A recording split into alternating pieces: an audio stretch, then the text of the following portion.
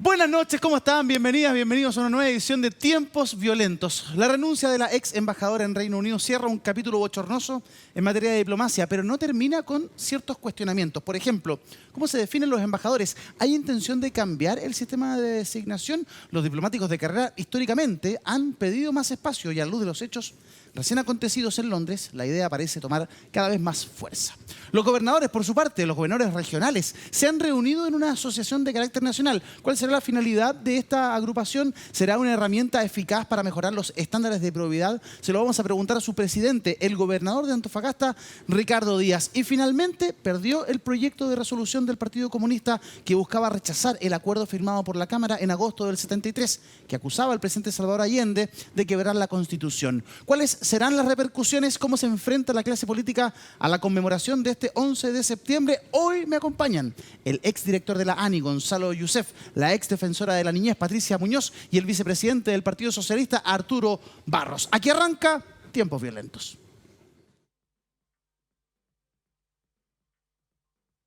De la misma forma, consideramos inaceptable que se pretenda condenar una crítica fundamentada y democrática en el marco de la institucionalidad que hizo este hemiciclo hace 50 años. Estimados colegas, por su intermedio, presidente, en una cosa podemos estar todos de acuerdo. Es que lamentablemente no tenemos una visión común respecto del pasado. Sin embargo, tenemos un deber: construir una visión común. Ahí tenemos al presidente de la democracia cristiana, el diputado Alberto Undurraga. Consideramos inaceptable que se pretenda condenar una crítica fundamentada y democrática en el marco de la institucionalidad que se hizo en este hemiciclo hace 50 años. Reacciones de nuestros invitados, pero antes, buenas noches, Mauricio Daza, ¿cómo está usted? Buenas noches, gracias por acompañarnos nuevamente en Tiempos Violentos. Además, lo que señalaba Eduardo, vamos a analizar el rechazo por parte del Tribunal Constitucional al requerimiento que presentó el Senado en contra de la famosa comisión contra la desinformación, ¿no? Y bueno, eso generó bastante escándalo y vamos a analizar este tema, entre muchos otros, esta noche acá en Tiempos Violentos. 10 segundos para comenzar a saludar a nuestros invitados y conocer sus impresiones respecto de lo que plantea el diputado Undurraga. Para comenzar, Gonzalo Youssef. Buenas noches, Gonzalo. Gracias. Quisiera cambiar el tema y mandarle un saludo y un apoyo a toda la gente que está sufriendo con la lluvia. Hay gente que está padeciendo y merece todo nuestro apoyo y ojalá el Estado esté a la altura. Está muy bien, se entienden bajo los parámetros de la emergencia que se está viviendo en nuestro país, sobre todo en la zona centro-sur, donde han sido duramente castigados. Al final del programa hay 10 segundos de libre disposición para que digan y planteen lo que necesiten. Vamos a seguir con Patricia Muñoz, exdefensora de la niñez. Patricia, muy buenas noches, gusto tenerte con nosotros. 10 segundos, ¿qué te pareció las declaraciones de Alberto Undurraga? Hola, buenas noches. Me parece que la política no está dando el ancho en esta materia. Creo que la ciudadanía está aburrida y espero que la actitud cambie. Perfecto. Y con tiempo de sobra. Muy bien. En 7 segundos, su primer planteamiento. Don Arturo Barrios, yo lo presenté como Barros. Craso error, le pido disculpas a Arturo. No se preocupe. Vicepresidente del no hay Partido problema. Socialista. No hay problema. ¿Qué piensa de lo que dijo el diputado Undurraga, don Arturo? 10 Yo segundos. creo que, primero que nada, saludo a las personas que están afectadas por las inundaciones. Y segundo, yo creo que ya es hora de ponerse de acuerdo con el tema de nunca más en Chile, no más golpe de Estado y no más violación de los derechos humanos. Sí, parece que estamos bien poco de acuerdo respecto del foco que tenemos porque en torno al golpe. el punto acá es que yo creo que cuando uno analiza desde el punto de vista histórico el tema, ¿no? No hay nada. Uno puede tener, yo insisto en ese tema, uno puede tener la lectura que quiera del gobierno de Salvador Allende. Pero lo que no se puede concebir ahora, yo honestamente creí que a los 50 años, como a los 40, como a los 30 años, todos íbamos a concordar en que nunca más golpe de Estado. Hay hechos claros y graves. Hemos tenido una involución, la presidenta Bachelet ha hablado mucho respecto a los 30 años. Había partidos que lo condenaban y hoy día no. Lo que yo digo es que si es que uno tiene diferencia en política, se resuelven con más democracia, con más política, pero no bombardeando el Palacio de la Moneda. Si es que uno tiene diferencia en política, se resuelven con más política, con más democracia, pero no quemando con soplete a quien opina distinto, enterrando vivo a quien opina distinto, matando a niños que yo no sé qué acto de terrorista pueden hacer, niños de 4, 5, 13, 14 años. ¿Arturo? O violando mujeres con perros, pero por favor, si es que hay cosas aquí que son ineludibles. La democracia tiene que tener un sustento en nosotros mismos de decir nunca más esto, por sobre opinemos distinto, ¿Y qué te pero no parece, es Arturo? posible Pero esto. respecto de esto que estamos conversando al comienzo del programa, que no haya podido avanzar la propuesta del Partido Comunista, una propuesta oficialista, con 57 votos a favor, 62 en contra, no se aprueba la idea del Partido Comunista de condenar lo que se había hecho el 22 de agosto del 73, con ausencias notables. Algo que pasó ayer también, que lo conversamos con el diputado Cuello, que es jefe de bancada del PC. Ausentes hoy día, la diputada Erika Ñanco, la diputada Lorena Fríes, el diputado Raúl Soto del PPD, la diputada Carolina Marzán del PPD y la diputada Gal Yomans, entre otros. Mira, ahí lo trae justamente la tercera. Con ausencia de diputados oficialistas en sala, Cámara rechaza proyecto del Partido Comunista que buscaba condenar declaración del 73 contra Allende. Entonces, tampoco se logran poner de acuerdo en el oficialismo, al menos va a tener una votación más contundente. O sea, yo no sé cuál es la situación que se vivió ahí, yo no sé si es que los diputados estaban o no estaban, llegaron, no sé, desde el punto de vista no puedo calificar su responsabilidad, yo entiendo que siempre cuando unos diputados debe estar en sala, en fin, en las votaciones. Ahora, desde el punto de vista político, si eso es lo importante, desde el punto de vista político porque estamos en la proximidad de una fecha que debiese unir a los chilenos y no generar este abismo de diferencia. Sí. ¿En qué unirlo?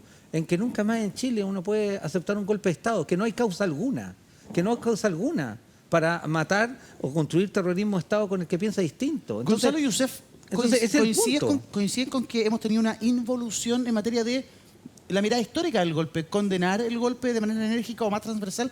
Cuando la presidenta de Bachelet lo decía, yo se lo decía a Arturo, ella dijo, a los 30 años había partidos que condenaban el golpe y que hoy día no lo hacen. Creo yo que, aunque suene redundante decirlo, este es un tema muy complejo.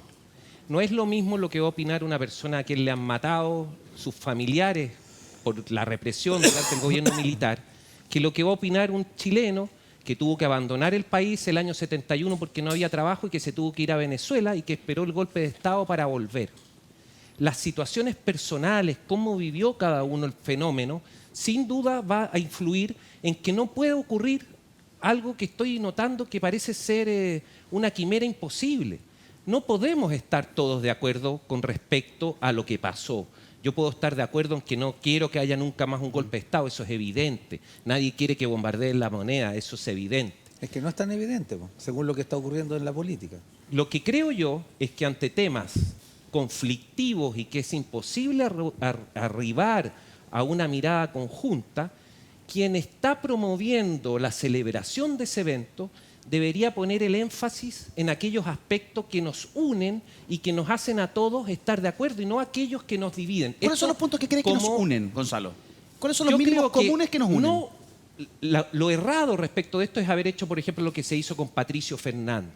Patricio Fernández quiso darle amplitud a esta discusión y fue fustigado por sectores del PC que quieren sostener una verdad histórica respecto de un fenómeno social, político, complejo que pasó en Chile, que es una ramificación insignificante del enfrentamiento que había en ese momento en el mundo entre Estados Unidos y la Unión Soviética.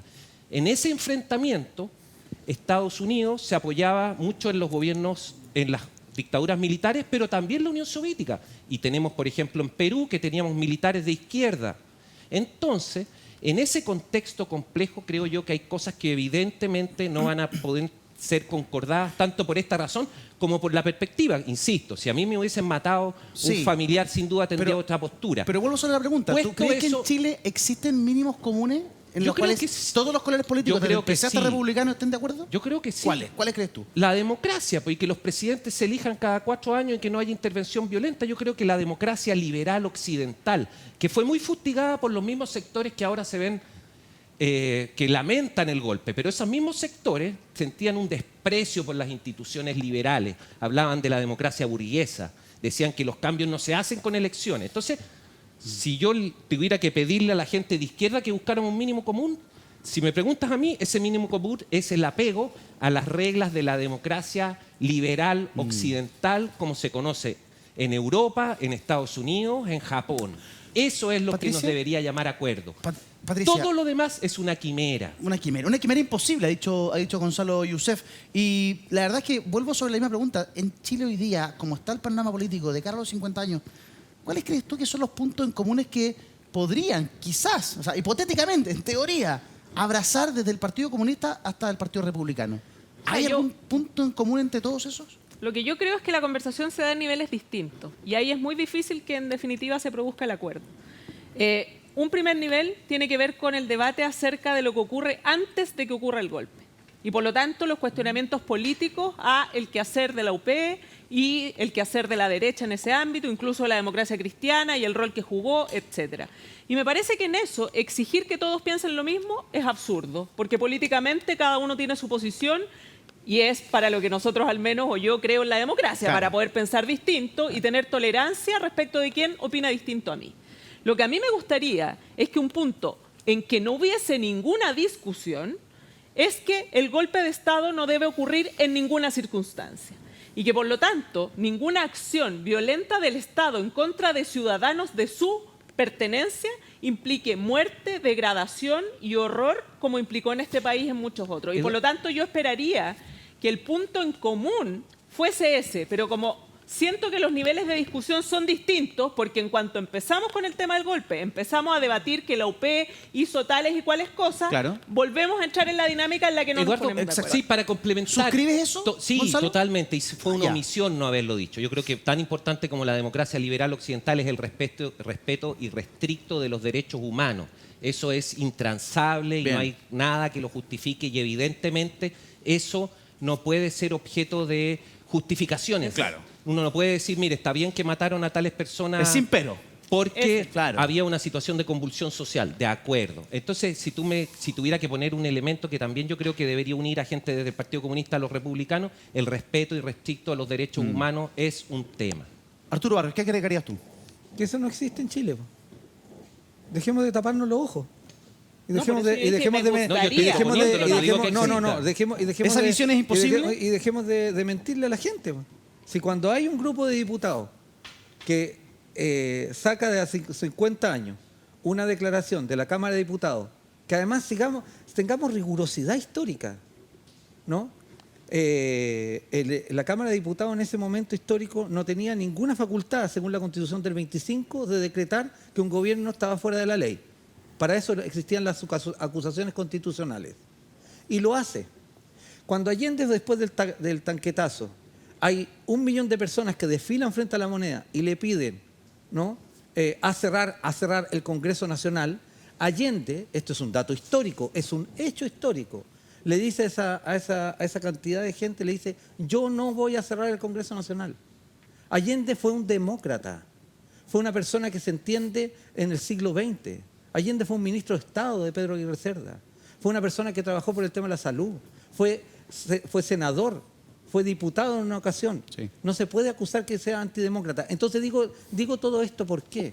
Porque hay sectores en esta sociedad que tratan de justificar, ¿no?, la falta de vergüenza de haber apoyado a un criminal como Pinochet, a un asesino como Manuel Contreras, a personas que están hoy día con cientos de años encima de condena por haber violado mujeres, por haber asesinado. Esto no tiene que ver con que a uno le haya tocado o no le haya tocado.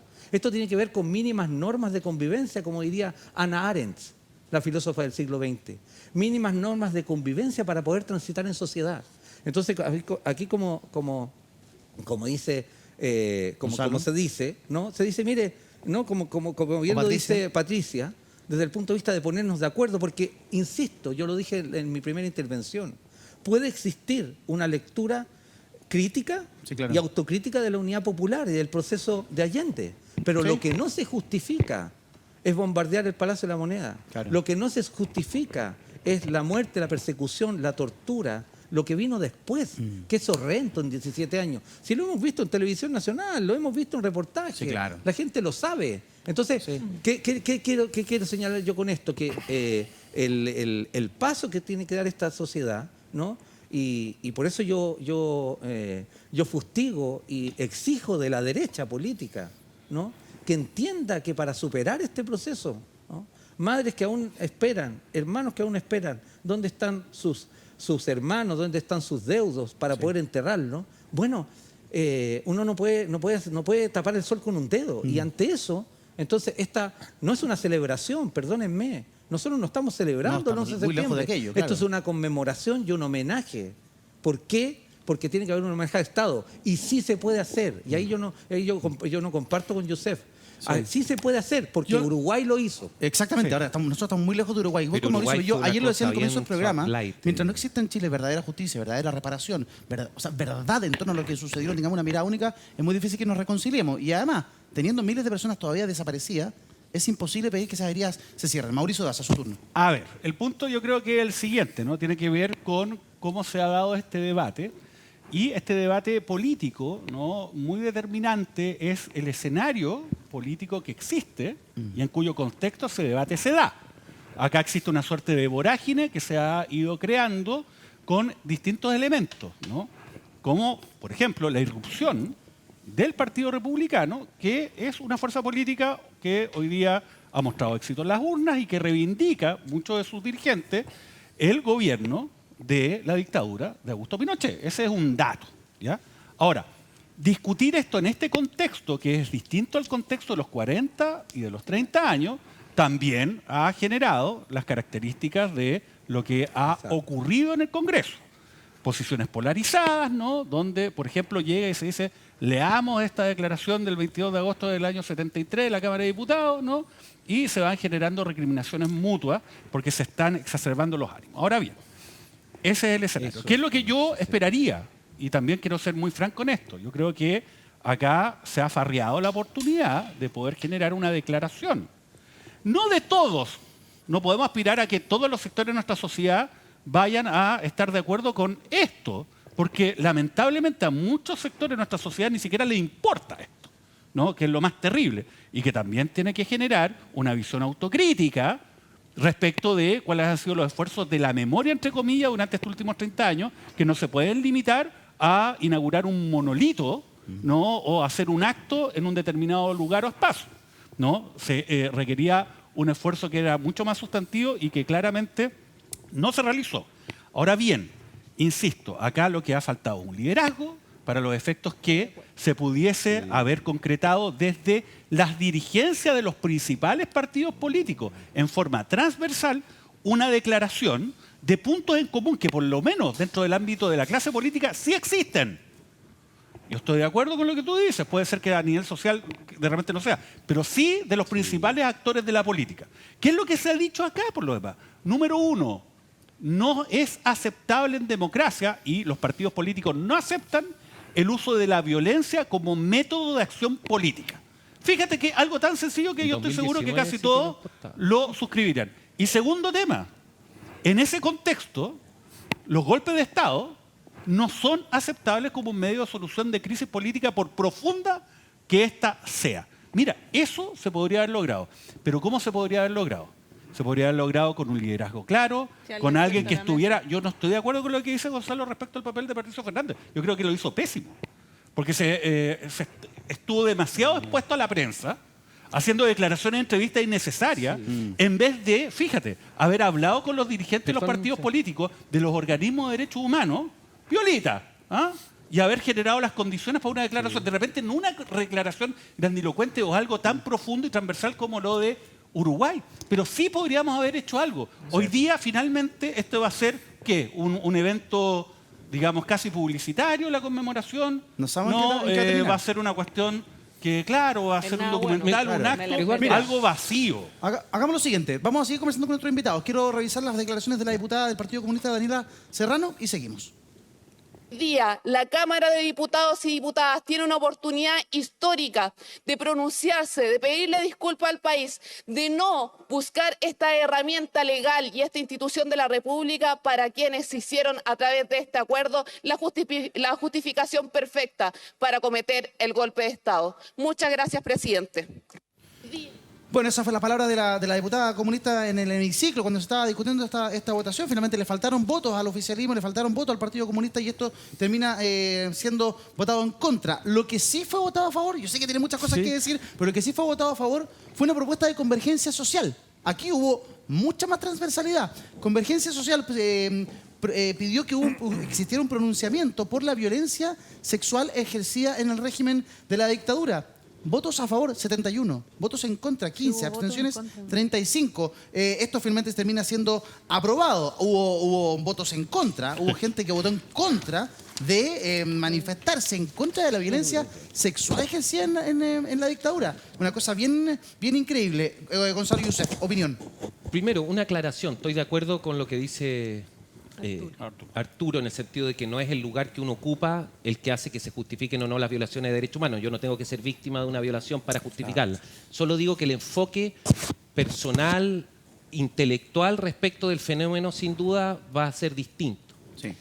Lo segundo es que, respecto de Patricio Fernández, tampoco creo que, no sé si lo hizo bien o mal, porque no me corresponde evaluarlo, ni mucho menos. Lo que digo yo es que el enfoque detrás de sacar a Patricio Fernández es lo que yo creo que estuvo mal, que fue un enfoque partidista y alejado de este objetivo ecuménico más grande, y se perdió esa posibilidad. Entonces, entrando a lo que dice a estas votaciones de la Cámara, a mí la verdad que me tienen sin cuidado, porque nuestros diputados son bastante piñuflas, por decirlo, Piñuflas. con un nombre popular, digamos. Son Concepto. personas que fueron elegidas en un periodo de anormalidad. Hay algunos parlamentarios buenos, pero en general el nivel, si uno lo compara con aquellos parlamentos que, no sé, el que integró Arturo o los primeros de los años 90, los parlamentarios eran personas reflexivas y de peso. Yo creo que lo que hagan, lo que voten ahora no tiene sentido. Sí, para hacer una precisión histórica, en agosto del año 1973, y eso es lo que se ha venido discutiendo, la Cámara de Diputados votó, y con el voto de mi padre, que es uno de aquellos que estuvo en favor de aquello, y fue una votación mayoritaria, en una declaración que decía que el gobierno de Allende era inconstitucional, o algo así. No, es que eso es muy clave, porque Es lo muy que tú clave. acabas de decir Es muy clave, es muy un clave. discurso que es falso. ¿Sabes por qué? Porque Pero lo si que te se ha estoy señalado, diciendo, bueno, conozco el tema. Lo que te quiero pero decir un poco... no lo declaró inconstitucional. Eso No, es súper... bueno. Sí señaló que se estaban cometiendo infracciones. y mira lo que llamó la parte final. Lo que llama es que se restablezca el respeto a la Constitución. Sí. No llama a que los militares hagan Estamos un claros, golpe de estamos Estado y claros. resuelvan el Congreso. Y estamos claros. Si lo que Es que pasa es mucha que... gente sí lo cree, Gonzalo. Bueno, lo que te quiero decir yo es que un golpe de Estado no se va a justificar legalmente porque hay una declaración de una Cámara, y eso es evidente. Entonces, darle vuelta a lo que se votó hace 50 años por unos parlamentarios que hemos tenido varios casos, incluso algunas de mi sector político, digamos, no son las grandes eminencias intelectuales. Seamos serios. Entonces, si queremos hacer una reflexión con altura de mira respecto de lo que pasó en Chile hace 50 años, veamos cosas que sean interesantes, veamos la biografía producida respecto, no sé, Daniel Mansú, hay un libro muy bueno de Miguel Orellana Venado, Allende, alma en pena, un gran académico de centro izquierda que hace quizás la mejor lectura sociopolítica de esa época. Entonces, yo, la verdad es que comentar lo que digan o voten los diputados me tiene sin cuidado y me parece irrelevante. Patricia, y respecto de esta propuesta de Convergencia Social de pronunciarse en contra de la violencia sexual ejercida en el régimen, que hayan habido 15 parlamentarios que votaron en contra, entre ellos, no sé, la diputada Gloria Navellán, ¿cierto? ¿Qué te parece? Mira, yo creo que ahí voy a tomar lo que dice Gonzalo entre la distinción entre quienes tienen memoria y para quienes esto es historia, porque me parece que eso es relevante. Quienes han sido víctimas de violaciones a los derechos humanos tienen memoria, no solo un concepto histórico. Han vivido, han sufrido, han sentido. Y yo esperaría, así como decía que me interesaba que ojalá hubiese un acuerdo en que golpe de Estado no, da lo mismo lo que pasó antes, que es una discusión válida, necesaria y políticamente que debe ser tolerada. También me gustaría que haya respeto y empatía con las víctimas. Y voy a citar un ejemplo. ¿Vieron lo que hizo el diputado señor de la Carrera? Tratando de evitar que la diputada señora Hertz usara la foto de su marido colgada en su pecho, en su Lo comentamos ayer, sí.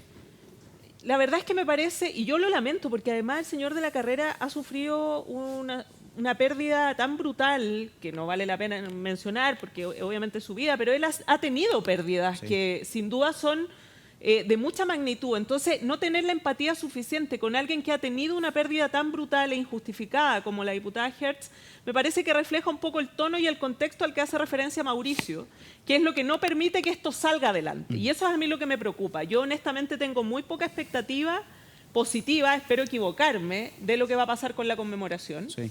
A mí me parece que ahí, por eso yo decía en los 10 segundos iniciales, el quehacer político está en deuda. Acá lo que necesitamos es que se sienten como Mauricio planteaba y que ojalá haya un liderazgo muy claro que no ha existido. Y acá seamos claros, el gobierno no ha tenido la capacidad de poner a una persona capaz de liderar este tema con altura de mira, con capacidad de ser genuinamente respetuoso de las víctimas y, por tanto, incorporar una visión que nos permita transitar hacia el futuro. Con esto que decía Mauricio, la posibilidad de entender que hay mínimos comunes de acuerdo que existen, pero que alguien tiene que conducir. Y ahí yo creo que el gobierno ha fallado. Me parece que el rol de Patricio no fue suficiente en esa materia, más allá de los cuestionamientos específicos que hace Mauricio respecto del tema que fue más comunicacional que otra cosa. El país no necesita eso. Si me permiten usar la expresión, el país no necesita show con la conmemoración de los 50 años. Sí. Lo que necesita es tener un liderazgo claro, contundente, potente, que sea capaz de articular a la política de este país para decirle, si siguen dando la nota como están haciéndolo hasta ahora, lo que van a lograr es que el 11 de septiembre de este año sea un caos. Y al menos yo no quiero eso para mi país. Porque ya vivimos hace muy poco una situación violenta bastante compleja que expuso a muchas personas de distintos ámbitos sociales y políticos y que yo creo que nadie quiere repetir. Sí. Y por lo tanto, desde esa perspectiva, mi invitación y mi llamado es primero al gobierno para poner un liderazgo claro y contundente en esta materia, con capacidad y con peso que no solo tiene que ver con lo político, con peso en el sentido más profundo del respeto y el resguardo por lo que involucra este tema tan delicado para este país. Exactamente, entonces alusión a lo que planteaba el diputado de la carrera. Revisémoslo para que todo el mundo se entere. Muchas gracias, presidente, de nuevo por darme la palabra para un punto incidente. El artículo 90, numerales 6 y 7. Yo quiero preguntar por qué la vicepresidenta de la Cámara del Partido Comunista, Carmen Hertz, contraviene el reglamento y está ocupando en su solapa un cartel cuando están prohibidos para todos los demás parlamentarios. ¿Hay algún privilegio por estar sentado en la vicepresidencia de la Cámara para contravenir el reglamento expreso que tenemos que cumplir todos los parlamentarios? Y le pediría a la vicepresidenta que no me grite, porque yo estoy hablando al presidente, con todo respeto, sin faltar la palabra y sin subir el tono de voz. Lo único que estoy pidiendo es que ella respete el reglamento, porque ser vicepresidenta de la Cámara no le exime del reglamento que todos los demás tenemos que cumplir. Muchas gracias, presidente. Ayer, cuando revisamos esta declaración, uno de los invitados o invitadas del programa dijo no es necesario alzar la voz ni usar garabatos para ser violento. Allí yo puedo describir una cierta desafección, cierto, emocional, una falta de empatía impresionante con el dolor que puede tener la diputada Carmen Hertz. Y por más que lo diga con muy buenas palabras y de manera muy respetuosa, como el mismo diputado de la carrera plantea, es fuerte. Es que es la imagen de su marido asesinado, torturado y asesinado. ¿Por qué no puedes tener la empatía suficiente para tolerar que lo haga? ¿En qué le afecta? Por eso yo creo que él es una persona que está muy dañada. Ya. Arturo, volviendo a lo del liderazgo, que lo plantea Mauricio, lo recoge nuestro invitado, ahí estuvo el gran pecado del gobierno. Le faltó mucho liderazgo a nuestro gobierno para dedicarlo. Porque, claro, cuando el presidente Boric asume, me imagino que miraron el calendario y dijeron, ¿qué cosas importantes tenemos? Ok, 4 de septiembre, por rechazo, nos jugamos por esto. Okay, pero después vienen los 50 años del golpe. ¿Qué vamos a hacer? Y uno ve que hay un nivel de improvisación. Hemos tenido 3 ministros de Cultura. La ministra Redondo asume la semana pasada con un presupuesto para hacer lo que plantea Patricia. Esto no puede transformarse en un show, en un espectáculo de conmemoración. Si no es algo sentido y trabajado como corresponde, parece algo impostado. ¿Qué piensas tú? Yo, algunas cosas. Primero, yo pido una cuota de humanidad. Fíjate, lo del diputado de la carrera a mí me sorprende mucho. Yo creo en el género humano, creo en la democracia, creo en seguir adelante, en que la gente conversando se entiende.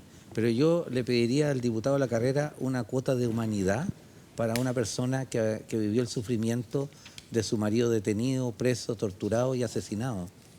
Gaby Rivera, que es de la presidenta de la agrupación de familiares detenidos desaparecidos, aún busca a su padre. Alicia Lira aún se pregunta por qué asesinaron a su marido. Una cuota de humanidad. Cuando uno empatiza, como bien lo dice Patricia, como lo estamos hablando acá, avanza mucho. Segundo, desde el punto de vista de lo que hay que hacer, nosotros formamos parte del comité de iniciativa de 50 años. Es un comité donde están todos los partidos políticos, donde están las agrupaciones familiares detenidos desaparecidos. No, todos los partidos políticos está el Partido Comunista, el Partido Socialista, Convergencia Social, Revolución Democrática, el Partido por la Democracia, inclusive la Democracia Cristiana, está también la CUT, está la NEF, en fin. A mí me han entregado el honor de coordinar y he tenido que estar trabajando junto a todo este grupo humano y también a Julio Urqueta, gran abogado de derechos humanos, a la Fundación Salvador Allende, Nodo 21, Rumbo Colectivo, en fin, fundaciones, coordinar con La Moneda. Y después de un impasse muy fuerte que sufrieron las agrupaciones de familiares detenidos desaparecidos, donde yo no responsabilizo al Partido Comunista porque he estado inmerso, no todo el mundo tiene por qué saberlo, hemos tenido una muy buena acogida y un muy buen diálogo con una gran persona que yo no conocía, que es Manuel Guerrero. ¿no? Sí. Manuel Guerrero ha estado llevando todas estas conversaciones y de verdad un lujo de persona, agradecimiento. Hemos tenido 2 conversaciones con él, porque nosotros tenemos nuestra agenda del 30 de agosto, del Día del AI, del detenido nacional e internacional del desaparecido, que la agrupación de familiares va a realizar la actividad en el Museo de la Memoria desde las 6 de la tarde. El 4 de septiembre, el homenaje a Salvador Allende. Ya hicimos un homenaje el 27 de junio con respecto a su natalicio. Esto es en Morandé 80 con respecto a la victoria de la Unidad Popular.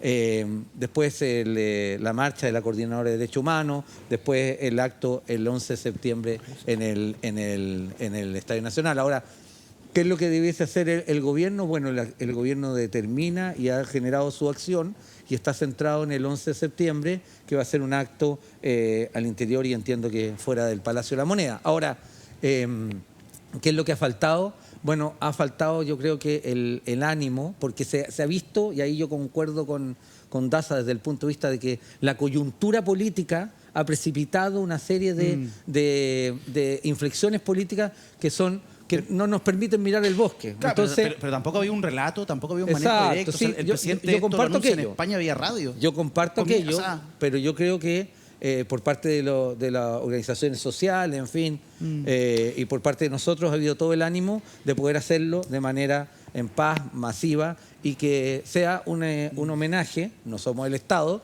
que no sea un homenaje central, ¿no? Desde el punto de vista de los que sufrieron la persecución, la tortura y la muerte.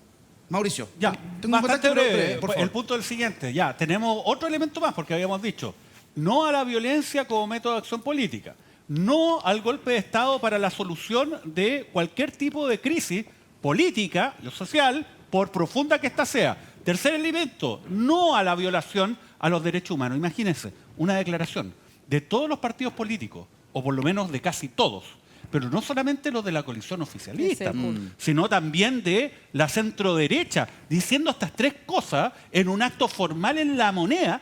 Eso era algo que se podía hacer. Y si no se va a concretar, es solamente porque faltó liderazgo, faltó visión de colocar a alguien que, ojo, tenga peso político. Claro. No solamente alguien bueno para escribir y hacer entrevistas. Alguien que tenga un peso político y tenga llegada a todo ese mundo. Exacto. ¿Existen esas personas en Chile? Sí. Sí existen. Y son varias, ojo. Pero eso se farrió. Y vamos a tener un 11 de septiembre que va a ser finalmente un acto televisivo, ¿no? Una cuestión meramente mediática y donde cada cual va a dar, digamos, su declaración aparte y no vamos a poder construir ese mínimo común denominador. Dame un segundo. Una farra. Dame un segundo, por favor. liderazgo- Perdón, Arturo, perdón que te interrumpa. Es que tengo esperando a un contacto vía Zoom, ¿cierto? Desde regiones, pero antes quiero revisar el siguiente titular. Diario La Tercera, mira. Ahí está, reunido el ministro Marcel y los gobernadores regionales se despliegan, se reúnen con Hacienda y presentan propuestas en el Congreso. El presidente de esta asociación, el gobernador de la región de Antofagasta, Ricardo Díaz, está en contacto con nosotros a esta hora de la noche. Buenas noches, gobernador, ¿cómo está? Hola, muy buenas noches. Estamos efectivamente acá desplegándonos desde regiones para defender la descentralización. Gobernador. Yo creo que aquí se ha generado un conflicto muy grave y que está afectando el proceso de descentralización. Exactamente, cuando estalla el conflicto de los convenios en las gobernaciones regionales, etcétera, etcétera, una de las cosas que tocamos aquí en el programa fue esto afecta a la descentralización, porque finalmente muchas voces se van a empezar a elevar a decir, ¿ven lo que pasa cuando le dan poder a las regiones? Una de esas voces está aquí sentado aquí en el programa. Entonces, quiero saber cuáles son las propuestas que ustedes le hicieron a Hacienda para poder enmendar el rumbo en torno a lo que estamos conversando. Bueno, primero aclarar que esto empieza en un organismo centralizado, que era la Seremía de Vivienda, y que empieza con una En parlamentaria Antofagasta y con su Democracia equipo Viva. más cercano. Sí, ahora podemos Claro. caer en la teoría del empate y vamos a estar discutiendo hasta las 3 de la mañana, porque esto se termina desparramando por todo el país y es prácticamente todas las regiones de Chile las que está siendo investigada. Pero por eso, de cara al futuro, ¿qué es lo que ustedes le proponen a Hacienda? Bueno, como Asociación de Gobernadores y Gobernadoras de Chile, lo que nosotros estamos planteando es aumentar las medidas de control y de transparencia de los distintos gobiernos regionales. Nosotros ya hemos hecho en el mes de mayo, cuando junto con el Ejecutivo presentamos al Parlamento un proyecto que se llamaba Regiones Más Fuertes, presentamos varias iniciativas que iban precisamente en el ámbito de mayor control y mayor rigurosidad en el gasto de los gobiernos regionales. En esas medidas lo que se planteaba, por ejemplo, publicación de todas las cuentas de lo que se estaba haciendo, control de parte de la DIPRES y también de Contraloría respecto a los traspasos, mayores atribuciones en el control de los consejos regionales para adjudicar los contratos. También, si se faltaban a los elementos de transparencia, podría haber una intervención del Ministerio de Hacienda en los gobiernos regionales y también se incluía la posibilidad de destitución de los gobernadores si es que efectivamente se faltaba la probidad. Todas esas eran medidas de transparencia bastante graves y bastante fuertes porque nosotros lo que estábamos planteando era poder tener rentas regionales, pero que eso significara también mayores controles y mayor fiscalización por parte de cómo nosotros vamos actuando. Pero ahora a la Comisión de Hacienda también les hemos propuesto que se analicen las situaciones respecto del traspaso de fundaciones y que haya un registro online de las fundaciones. Porque lo que pasó acá es que unas pocas fundaciones se aprovecharon de los vicios del sistema y no es posible hacer un seguimiento de instituciones de conflictos de intereses con las fundaciones, no es posible hacer un seguimiento, un enlace entre las personas que son incumbentes, que otorgan los recursos y las fundaciones y los sistemas de rendiciones de las mismas. Gobernador, ¿usted está seguro que aquí fueron unas pocas fundaciones las que se aprovecharon de los vicios del sistema o hay posibilidades de que hayan gobernadores involucrados en directamente casos de corrupción? Todos los casos que se están investigando actualmente en la Fiscalía son acusaciones hechas contra fundaciones.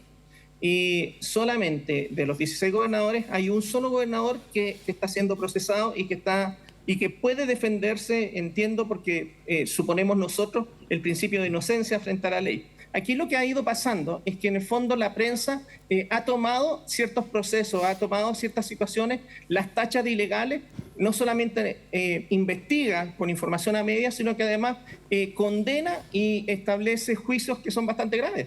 Por ejemplo, la publicación que aparece respecto de cuestionamientos que hace la Contraloría. La Contraloría continuamente, cuando uno presenta un informe, te cuestiona si está para toma de razón o no. Eso no significa que sea ilegal, eso significa que no se puede hacer la transferencia.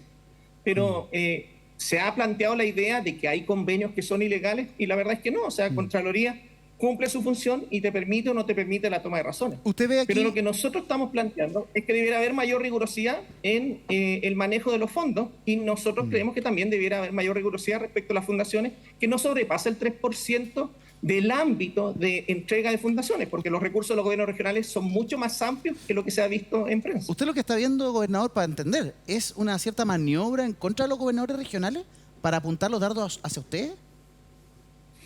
Hay, sin duda alguna, por parte de algunas personas que sienten que la descentralización es una amenaza en poder perder poder el centralismo y que a partir de estos casos han ido aprovechando la situación para cuestionar a los gobiernos regionales y por lo mismo no quieren defender lo que significaría el proceso de descentralización.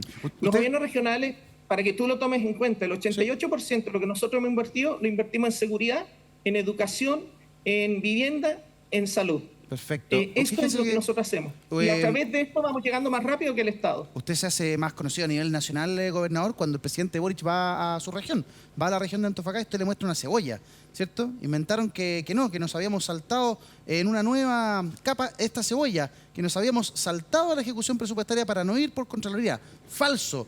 Cuando uno hace modificación presupuestaria, pasa por Contraloría Nacional y por Contraloría Local. Usted le manifiesta su descontento al presidente de la República, cebolla en mano. ¿Qué le planteó el presidente de vuelta? ¿Qué le dijo?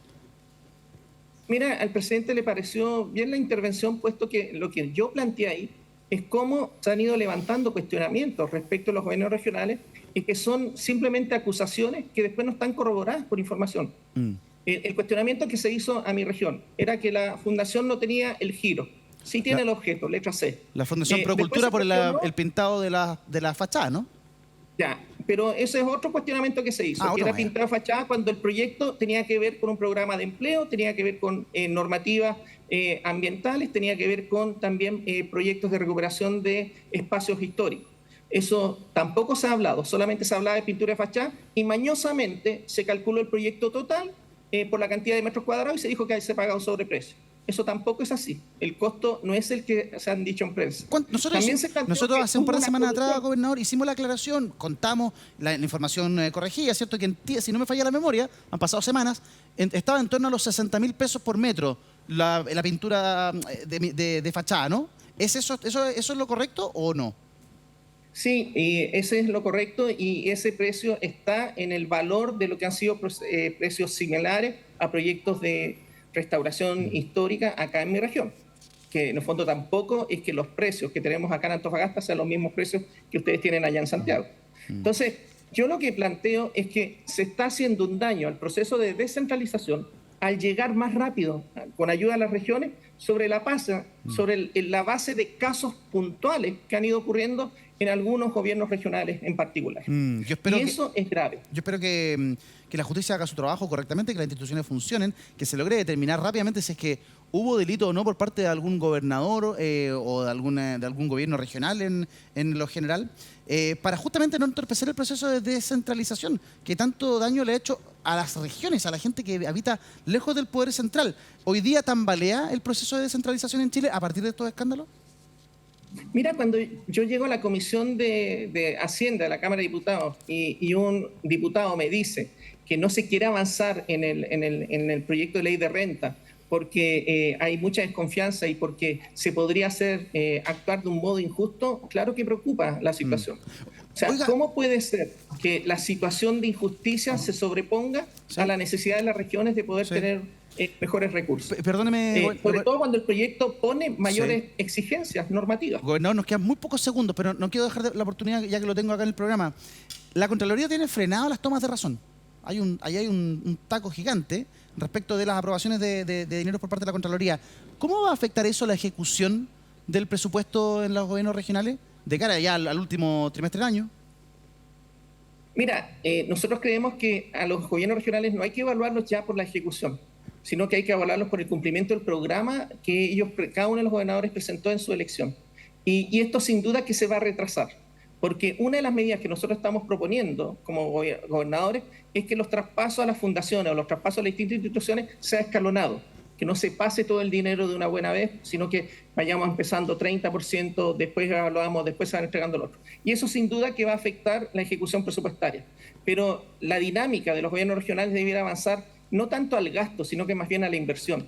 Porque el mandato que tenemos los gobiernos regionales es mejorar la calidad de vida de los que viven en las regiones. Perfecto. Y eso es lo que está entorpeciendo. Perfecto. Y eso es lo que nosotros tenemos que defender todos a una misma voz, porque finalmente la ciudadanía no puede verse entorpecida en la resolución de sus conflictos por lo que hicieron algunas fundaciones en algunas regiones. Gobernador Ricardo Díaz, presidente de la Asociación de Gobernadores de nuestro país, desde Antofagasta. Gracias, gobernador. Que esté bien. Buenas noches. Buenas noches. Muchas gracias a ustedes. Nos vemos.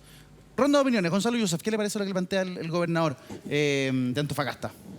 Pone en peligro la descentralización. Lo primero que debo decir es que yo soy una víctima del centralismo. Toda mi vida he tenido que andar 200 kilómetros para venir a Santiago para tener cualquier cosa vinculada a cualquier ejercicio importante del poder. Nosotros somos los suertudos porque somos viñamarinos, Gonzalo, pero hay gente que vive en... Eso te quería decir. Claro. Y eso que nosotros tenemos la suerte de estar a 150 kilómetros nomás.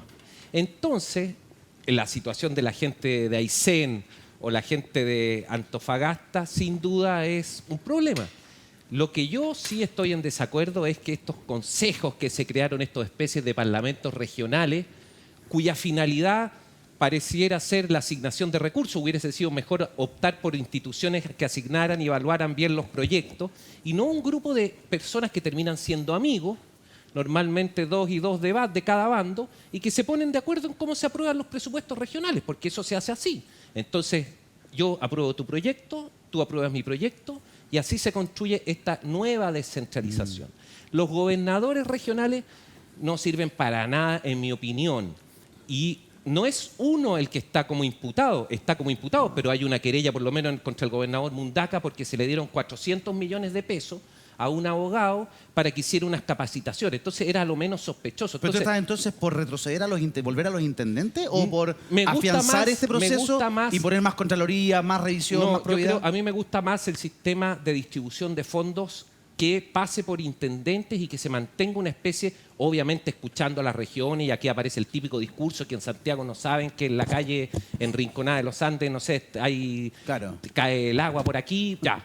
Sacado eso y habiendo una presencia regional, yo creo que una asignación basada en ingenieros evaluadores de proyectos sería mucho mejor para el Bien. país y mucho mejor para la descentralización. Intendentes Porque lo que designados, pasa, ¿cierto? Intendentes designados, dice usted, por el presidente o intendentes elegidos por la gente. intendentes que tengan una relación con el Poder Ejecutivo. Ya, La fórmula perfecto. yo creo que hay que estudiarla, pero creo que esta especie de intendentes como presidentes o presidentes regionales es un despropósito en un Estado unitario, sin perjuicio de comprender Sí. todos los problemas de la regionalización. Patricia Muñoz, ¿qué mirada tiene usted respecto a lo que está pasando? ¿Cómo afecta esto a la descentralización? Mira, yo solo voy a decir lo que ya he dicho insistentemente en este programa, que la gestión del Estado tiene que modernizarse. Y creo que un reflejo de la falta de aquello son los problemas que están enfrentándose desde el punto de vista de la descentralización. La descentralización no es solo poner una institución en una región y decir que le vamos a asignar la plata para que ustedes vean cómo se hace.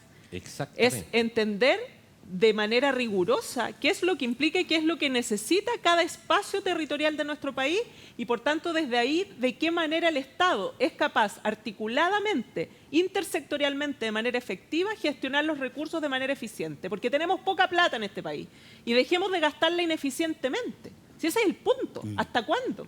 Entonces, en el fondo, la falta de rigor en la revisión y también de la institucionalidad, a mí de verdad me llama la atención que la Contraloría aparezca ahora, no es que son 32.000 millones de pesos, no sé cuántos proyectos, bueno, ¿y cómo eso no lo vio antes? O sea, tiene que salir en la prensa la información de que esto está pasando para que la Contraloría ahora tenga detenidas las tomas de razón. ¿Y eso qué consecuencias está teniendo en la gente? Yo lo planteé en su momento. Hay niños que están siendo afectados por no recibir precisamente las atenciones de fundaciones que son los que actúan mayoritariamente en la infancia porque resulta que la Contraloría no ha tomado razón. Claro. No, pues, no me interesa que detenga la toma de razón, me interesa que haga la pega a tiempo para que efectivamente quienes no cumplen con las exigencias de nuestra normativa no lleguen a tener la posibilidad de interactuar con la ciudadanía. Claro. Pero eso no pasa. Entonces, como acá siempre paga Moya. Y ese es el punto que a mí me agota en este país. Y lo viví siendo defensora de la niñez todos los días. Acá no puede ser que no haya responsables. Esto de que el Estado es responsable... No. Si el Estado es muy grande, ¿quién es el responsable de ejecutar este tema? ¿Quién es el responsable de revisar los proyectos, cómo se hacen? ¿Quién evalúa si esos proyectos han tenido el impacto y los resultados que estaban previstos? ¿Y de qué forma eso se sanciona si es que no es así? ¿Hasta cuándo seguimos con esta entelequia del Estado que para la gente no tiene ninguna respuesta real en su cotidianidad? A mí me parece un escándalo, de verdad. Y seguimos hablando y escuchando a los políticos que se dan vuelta y se dan vuelta. Bueno, hagan la pega de una vez, francamente. Es como el sellón de Donoto, Arturo. Como que, claro, vino el problema, el escándalo, ya, frenemos la toma de razón. ¿Y cuántas consecuencias tiene eso? Lo de los niños impresentables. Sí. Oh, se me había olvidado en mi anterior intervención señalar que yo no he sido diputado. Una vez una señora me paró y me dijo, ¿usted es señor diputado? No, no soy diputado. Entonces, como abogado, no, soy profesor de historia. Me dijo, que son mentirosos todos ustedes, manga. Se enojó la señora. Entonces, yo siempre digo... Es raro que te hayas tratado de mentiroso porque no eres ni diputado ni abogado. Abogado, claro. Sino que generalmente es al profesiones de mala revés. Si eres diputado y abogado, te tratan de mentiroso. Profesor de historia, en el paseo más me dije, ¿usted como diputado? No, no soy diputado. ¿Ya? ¿Y usted como abogado? Tampoco. Que son mentirosos. Porque se enojó porque no le dijiste lo que tú querías que ella se escuchara. Pero digo Ese es el porque... problema. No hizo la combinación. Claro, pero Diputado, lo digo porque Gonzalo Sí. dijo en el Yo lo metí periodo en el anterior. Parlamento del Claro, 90. en parlamentos que tienen mayor densidad desde el punto de vista de la política. Pero mira, yendo En torno al al tema de tema. lo que estamos hablando acá, yo creo que hay que hacerse cargo del descrédito de la fe pública. O sea, hay muchas de las cosas que se han dicho en prensa y todo el tema que no son ilegales, pero que tienen destruida Sí. la fe pública. Sí, pues. O sea, entonces está destruido porque hay que hacerse cargo de aquello. Lo segundo, bien dicen los gobernadores que aquí ha habido un proceso de descentralización, pero casi siempre nosotros en Chile ponemos la carreta delante de los bueyes. O sea, hacemos un proceso, pero los gobernadores no tenían atribuciones ni facultades. O sea, Le pusimos el una delegado al lado. Exacto. Entonces, la misma cosa de cuando uno legisla sobre caliente, mira la ley de partidos políticos, mira lo que ocurrió en el tema de la educación. O sea, creo Mira, yo que, mejor niñez. de la mejor niña. Entonces, hay que poner la pelota al piso a hablar de fondo con el tema de la modernización del Estado, a hacer que los recursos vayan y tengan impactos.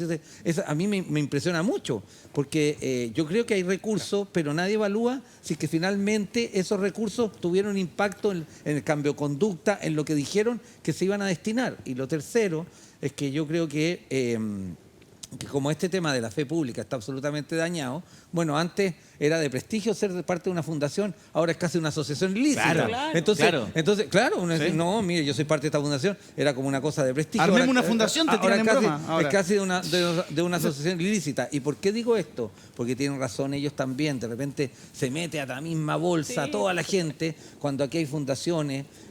Mira, hay universidades Hogar de también que han Cristo, desarrollado Cristo, acciones con impacto, Las con Rosas. Sí, el claro. manejo de los recursos, con absoluta transparencia, absoluta rigurosidad desde el punto de vista de todo eso. Entonces, yo creo que eso hay que analizarlo bien, y también le pido por favor a la justicia que avance rápidamente, porque no podemos estar no sé cuántos años en este Claro, en debate. la sombra de la duda. Claro. Oye, Fiscalía. Mauricio, Fijas tú. Mauricio, Claro. hay algo que aparece siempre en el programa. Todos los días escuchamos lo mismo. Modernización del Estado. Parece No soy yo la única que viene No, a Patricia, hablar. no eres la Salió- única. salió la ley del denunciante Constantemente aparece. administrativo Oye, hace no, 2 días. modernización del Estado. Esto, modernización del Estado. Esto, otro, modernización del Estado. ¿Coincides tú también, Mauricio, que es un talón de Aquiles que tenemos que no nos permite también desarrollar normalmente la actividad pública? Bueno, sí, pero también se puede transformar en un eslogan. Sí, obvio. Porque ¿qué es modernización en el Estado? Más que una frase que suena bien. Sí. Hacerlo que- Entonces, en ese sentido yo creo que hay que avanzar. Por ejemplo, Contraloría. Ya, bien, hay que reforzar la Contraloría, pero no solamente metiéndole más plata y más atribuciones, sino también generando propuestas que permitan un control que sea más eficaz en un contexto de recursos limitados de un Estado como el que nosotros tenemos de Chile, ¿no? Y en ese sentido, propuestas que, por ejemplo, utilicen inteligencia artificial, Pero Mauricio, ¿no? Con el cruce de antecedentes a partir también de abrirle todas las cuentas de todas las instituciones del Estado que dependan del mismo a la Contraloría para que las puedan ver online. pero por ejemplo, ¿cómo te explicas tú que si de proyectos asociados a infancia en un año determinado el 78% de las evaluaciones que hace BIPRES sale negativa, esos proyectos se sigan financiando? O sea, a mí me parece que ahí hay una medida muy concreta. Si tú en tu trabajo no respondes al resultado que está previsto para tu contratación, ¿qué pasa contigo? Te vas. Claro. ¿O no? Obvio. Es lo esperable, entiendo yo. Si, Más o menos si- así fu- si más o menos no así son- funciona para A todos los menos que chilenos. seamos- el Además, Estado, además, mire, además, yo siempre decía esto además que en la se- Fiscalía y en la Defensoría. El Estado no es una institución de caridad. Claro. Y no está para estar manteniendo gente porque resulta que hay que tenerla porque no, Para los porque ya amigos. son del Pero Estado. también hay que ver el número de actores. Esto igual que la renovación de la política. Dicen, no, renuevan la política, pero nadie más se quiere meter. Ah, bueno, po. por ¿Me supuesto. entendés? Entonces también ese es un tema. Ahora, a ver, pero También el los tema del métodos de siguiente- evaluación de la DIPRES que Una se modernicen. cosa por tiene que ejemplo. ver Se modernicen, con como dice- entregar más atribuciones de fiscalización. Otra cosa tiene que ver con los estándares, ¿no? Que también eso se pueden definir a partir de la ley. Ahora, respecto del tema de la descentralización, yo creo que se puede avanzar mucho más en descentralización, manteniendo obviamente el contexto de un Estado unitario, entregándole más atribuciones a los gobernadores, pero ojo, también algo que se dejó atrás, más fiscalización respecto de esas atribuciones. Sí, por supuesto. ¿No? Y me parece muy bien que por primera vez yo escucho a la Asociación de Gobernadores hablando de establecer más fiscalización, porque hasta el momento lo único que han hecho, y con justa razón en todo caso, es decir, ¿sabe qué? Nuestros cargos no valen mucho, lo que decía Gonzalo Youssef, pues quizás en otro sentido. No valen mucho, ¿por qué? Porque no tienen atribuciones reales. ¿No? Ahora, yo creo que también es importante que sean electos democráticamente. ¿Por qué? Porque eso le da también una participación a las personas que vienen a un territorio para designar a autoridades que tengan una incidencia respecto de en qué se utilizan los recursos, ¿no? Y cuál es la prioridad que se le da a lo mismo. Ahora, esto requiere más transparencia, más fiscalización. Ahora, se dice, claro, el problema de la toma de razón. Oiga, pero ya, ahí hay un problema, pero yo diría que el problema mayor es donde no había toma de razón. bueno, O sea, en aquellos casos en que un gobierno regional o algún órgano del Estado le entregaba de manera parcelada en un mismo año presupuestario a una misma entidad una determinada cantidad de plata, pero dividido en varios convenios para que ninguno de ellos individualmente pudiese alcanzar el umbral a partir del cual se había establecido la toma de razón. Entonces, eso también es algo que se puede solucionar. ¿Tenemos que esperar que pasen años con un proyecto de ley? No.